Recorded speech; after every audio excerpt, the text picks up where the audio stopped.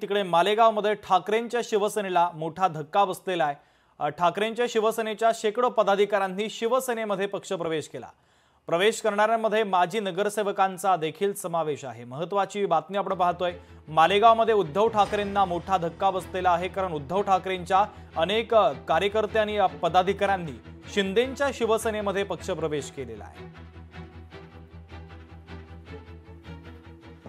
गाव पातळीवरचे आजूबाजूच्या पंचक्रोशीवर समाजामध्ये ज्यांचा प्रभाव आहे अशा अनेक